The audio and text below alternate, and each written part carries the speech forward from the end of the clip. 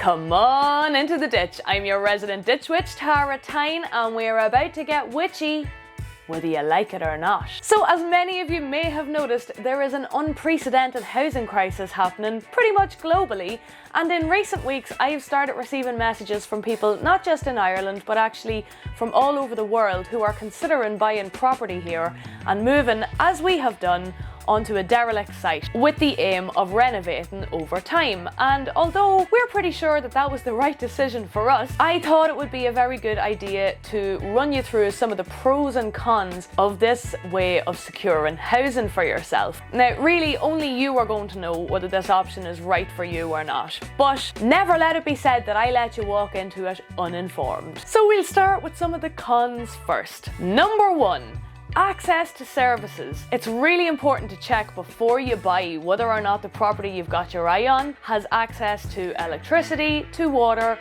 and to sewerage. Electricity in Ireland can cost an absolute fortune to reconnect. Thousands, usually. And it's a massive budgetary consideration. You're really not going to want to move on site without access to electricity. Okay, if you're into solar panels, you're into wind turbines, that kind of thing, that's fair enough. But it's going to take you time to get those set up. And are you able to live without electricity in the meantime? Just something to consider. As for sewerage, this is where the council seems to have the biggest issue. Before we bought this place here, we rang different councils about different properties which didn't have sewerage, and they don't want to hear about your compost toilet. They don't want to hear about your reed bed system or any of that. They don't want people living on sites that do not have septic tanks.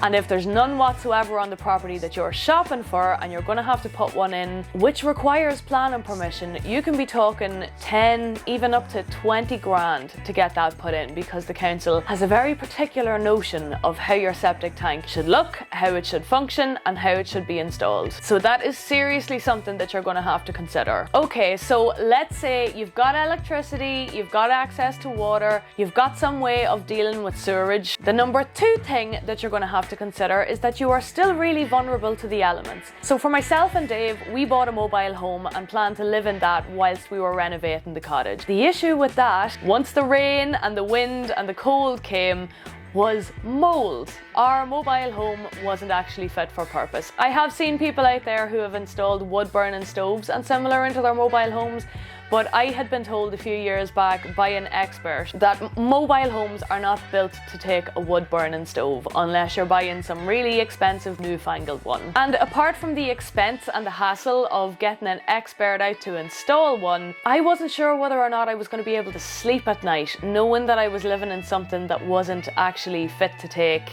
that kind of heat. So for me personally, the worry and anxiety wasn't going to be worth it. Fortunately, we were in a position to pretty much scrap the idea of living in the mobile home. We really just use it now for cooking and for washing, etc. We could just make a break for the house, put our money and our time and our energy into making one room livable that would be warm and dry and secure for us to spend the winter in. But if the property you're looking at is well and truly derelict and hasn't been lived in a long time, has been open to the elements and is kind of falling down or needs a new roof, etc., this might not be an option for you, and that is a really big consideration. And even if you do have a mobile home, a log cabin, or you're planning on living in a tent, you're still going to be extremely vulnerable to the elements. For example, just before Christmas, we had a 10-day cold snap with temperatures below freezing, which meant that a part of our water pump broke, our washing machine broke, and we were left for weeks without a way to wash our clothes. Not to mention the fact that in Ireland, drying clothes outdoors is really only something that's easy to do for a small portion of the year. 4, maybe 5 months if you're lucky. So I'm not saying it can't be done, I'm just saying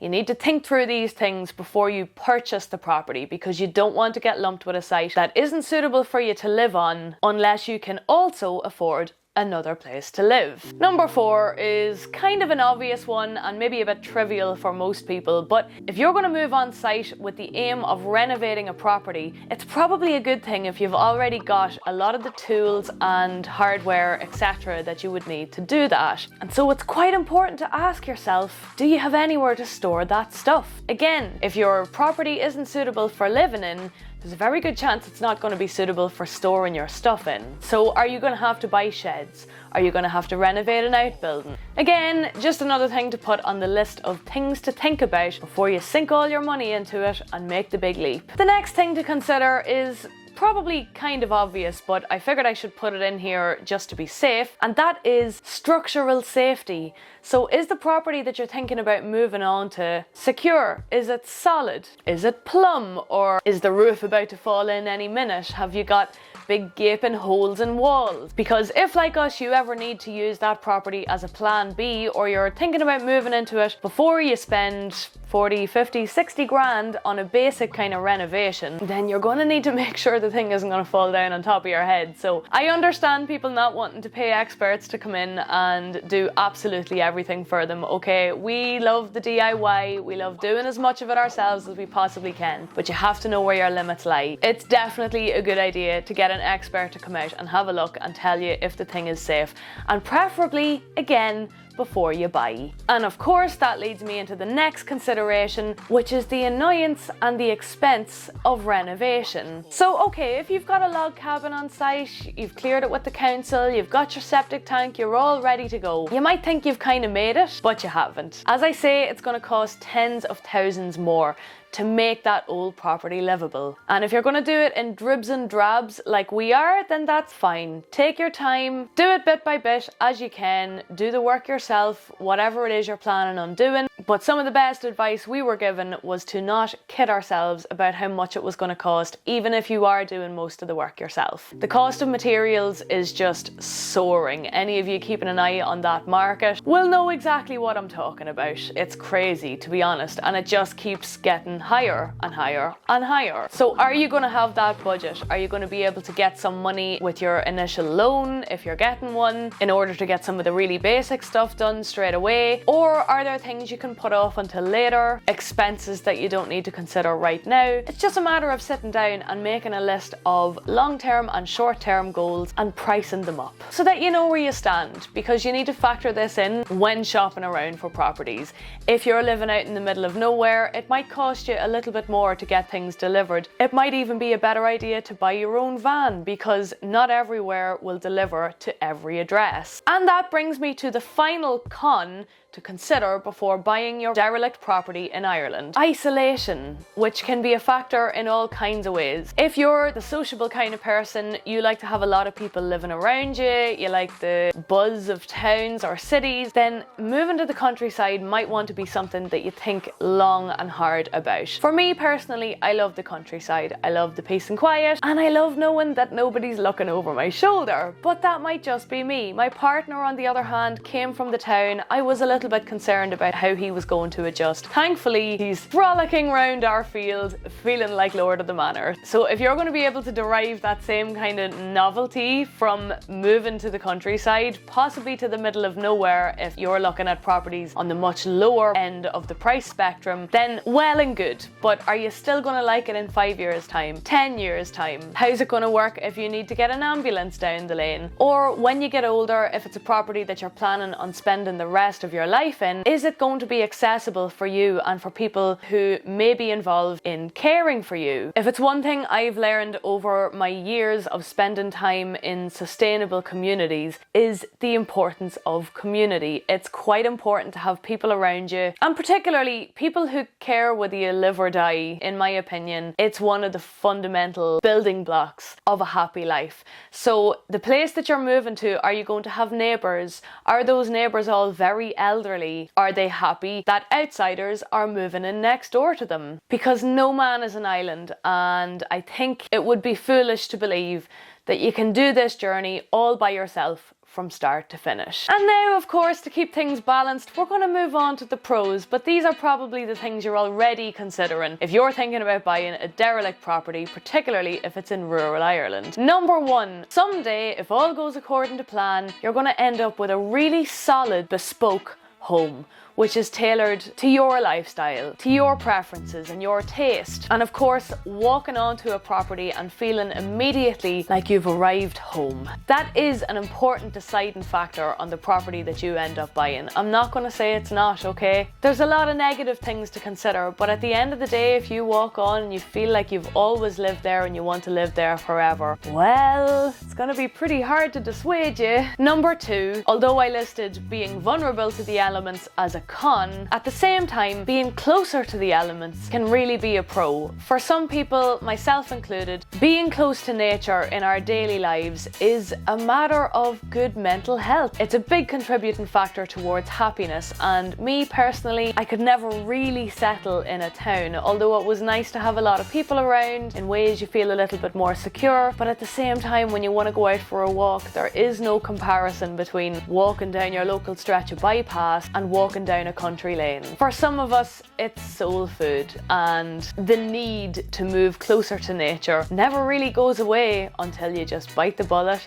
and do it. And one of the biggest pros to buying a derelict property in rural Ireland, which is probably the reason most people would consider doing it in the first place, is lower repayments. Monthly rents in the town that we just left basically start at €1,000 and climb well upwards from there. There are people living there who are paying 1,200, 1,300 quid a month and who still have to get in their cars and drive for an hour to Dublin City every day, not including traffic. Whereas, as most of you know, mortgage repayments these days are much lower. So once you actually get on site, you've got more expendable income to put back into the property because you're not pissing it all away on rent. And that is, generally speaking, the bottom line for most people, ourselves included. As a chronically low-income, creative type of person, I was starting to lose hope that I'd ever be able to afford to own my own home. But the financial relief since I've moved down here is second to none, really. Yes, we miss our old town, but we would make the same choice again in a heartbeat. And if you are considering buying a property in the countryside or even in towns, I